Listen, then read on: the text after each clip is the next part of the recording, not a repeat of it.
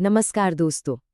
अगर आप बिहार पुलिस में रेडियो ऑपरेटर बनना चाहते हैं तो 2026 की ये भर्ती खास आपके लिए है। चलिए, इस भर्ती के ऑफिशियल नोटिफिकेशन की हर जरूरी बात को एकदम आसान भाषा में समझते हैं। तो देखिए, central selection board of constable यानी सीएसबीसी ने बिहार पुलिस में रेडियो ऑपरेटर के लिए पूरे 993 पदों पर भर्ती निकाली है। ये वाकई में एक बहुत बड़ा और सुनहरा मौका है, खासकर उनके लिए जो पुलिस फोर्स में एक टेक्निकल रोल के साथ अपना करियर शुरू करना चाहते हैं। आज के इस डिस्कशन में हम क्या क्या कवर करने वाले हैं। सबसे पहले देखेंगे वैकेंसी और पोस्ट की डिटेल्स, फिर एलिजिबिलिटी क्राइटेरिया क्या है, कौन अप्लाई कर सकता है, उसके बाद पूरा सिलेक्शन प्रोसेस समझेंगे, रिटन एग्जाम का पैटर्न क्या होगा, फिजिकल टेस्ट में क्या क्या है, और सबसे आखिर में ऑनलाइन अप्लाई कैसे करना है। तो चलिए बिना देर किए शुरू करते हैं।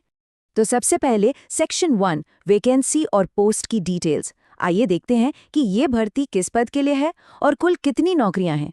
तो इस भर्ती के तहत सिपाही प्रचालक यानी रेडियो ऑपरेटर के कुल 993 पद भरे जाएंगे।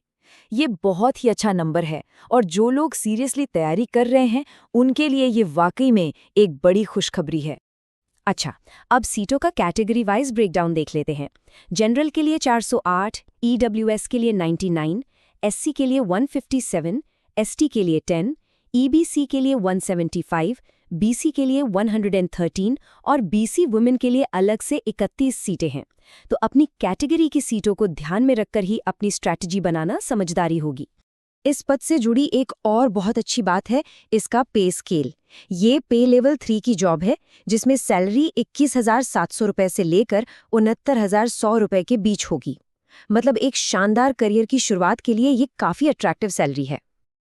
चलिए अब आते हैं दूसरे और सबसे जरूरी सेक्शन पर, एलिजिबिलिटी क्राइटेरिया। मतलब इस पद के लिए कौन कौन अप्लाई कर सकता है। इसको समझना बहुत जरूरी है क्योंकि सबसे ज्यादा गलतियां यहीं पर होती हैं। तो देखिए, एजुकेशनल क्वालिफिकेशन बिल्कुल साफ है। पहला, आपको 10+2 यानी इंटरमीडिएट पास होना चाहिए। दूसरा, साइंस स्ट्रीम से, मतलब फिजिक्स, केमिस्ट्री और मैथ्स आपके कंपल्सरी सब्जेक्ट्स होने चाहिए। और तीसरा, जनरल कैटेगरी के लिए कम से कम 50% मार्क्स और SC/ST कैंडिडेट्स के लिए 45% मार्क्स जरूरी हैं। अब बात करते हैं एज लिमिट की। जनरल कैटेगरी के लिए मिनिमम 18 और मैक्सिमम 25 साल है। BC बाय ABC पुरुषों के लिए 27, महिलाओं के लिए 28 साल और SC/ST ट्रांसजेंडर कैंडिडेट्स के लिए मैक्सिमम 30 साल है। और हाँ, यहाँ एक बहुत जरूरी पॉइंट है। सरकार ने जो 5 साल की छूट दी है उसकी वजह से मैक्सिमम एज की जो गिनती होगी वो 1 अगस्त 2021 के हिसाब से होगी। यहाँ एक मेंटर टिप है, इसको नोट कर लीजिए। एज कैलकुलेशन के लिए 2 अलग-अलग कट ऑफ डेट्स हैं। मिनिमम एज यानी कम से कम उम्र 1 अगस्त 2026 से कैलकुलेट होगी और मैक्सिमम एज यानी ज्यादा से ज्यादा उम्र 1 अगस्त 2021 से कैलकुलेट की जाएगी। इस छूट का ध्यान रखना बहुत जरूरी है ताकि फॉर्म भरते समय कोई भी गलती ना हो। अब आते हैं फिजिकल स्टैंडर्ड्स पर। पुरुषों के लिए जनरल और BC कैटेगरी में हाइट 165 सेंटीमीटर होनी चाहिए, जबकि EBC, SC/ST के लिए 160 सेंटीमीटर। चेस्ट की बात करें तो 81 से 86 सेंटीमीटर और SC/ST के लिए 79 से 84 सेंटीमीटर। वहीं सभी वर्गों की महिलाओं के लिए हाइट 155 सेंटीमीटर और मिनिमम वजन 48 किलो होना जरूरी है। तो इन स्टैंडर्ड्स को ध्यान से चेक कर लें कि आप इन्हें पूरा करते हैं या नहीं।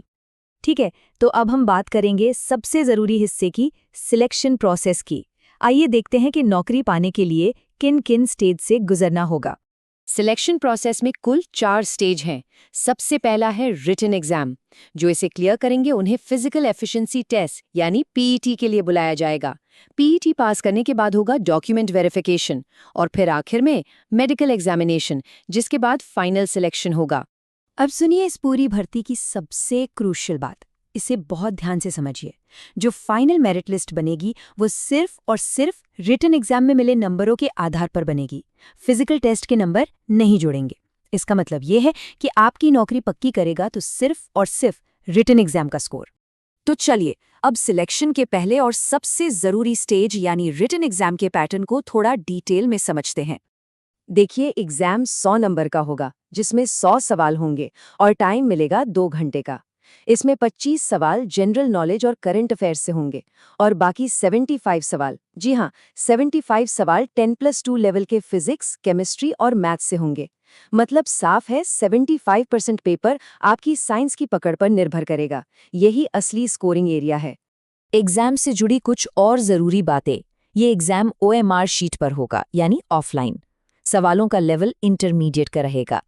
क्वालिफाई करने के लिए कम से कम 30% नंबर लाना तो जरूरी है, लेकिन जैसे मैंने पहले भी कहा, असली लड़ाई मेरिट लिस्ट की है, जिसके लिए आपको ज्यादा से ज्यादा स्कोर करना होगा।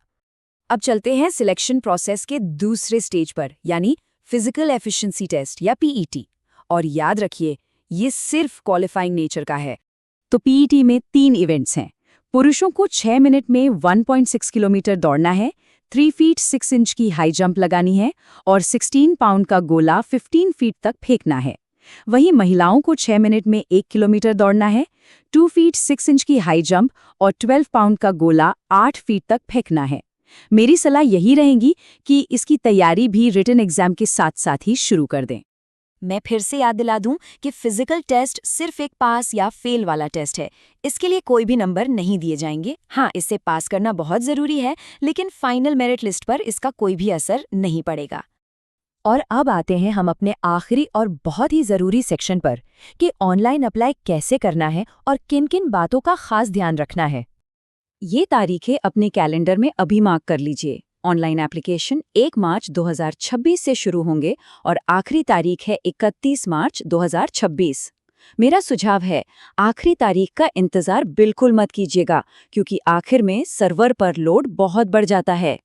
फॉर्म भरते समय कुछ आम गलतियों से बचना बहुत जरूरी है। पहली, जैसा मैंने कहा, आखिरी तारीख का इंतजार न करें। दूसरी, फोटो और सिग्नेचर सही साइज और फॉर्मेट में ही अपलोड करें। तीसरी, अपनी रिजर्वेशन कैटेगरी बहुत ध्यान से भरें। चौथी, जो शादीशुदा महिलाएं हैं वो जाति या निवास प्रमाण पत्र के लिए अपने पिता के नाम और पते का ही इस्तेमाल करें, पति का नहीं। और पांचवी, एक मोबाइल नंबर से सिर्फ एक ही एप्लीकेशन सबमिट करें। तो क्या बिहार पुलिस का हिस्सा बनने के लिए तैयारी शुरू की जाए? ये एक बहुत ही शानदार मौका है जहां सफलता की चाबी सिर्फ और सिर्फ रिटन एग्जाम है। तो अपनी तैयारी की स्ट्रैटेजी आज से ही बनाना शुरू कर दीजिए। इस भर्ती से जुड़ी और भी जरूरी जानकारी और तैयारी में मदद के लिए हमारे साथ जुड़े रहें।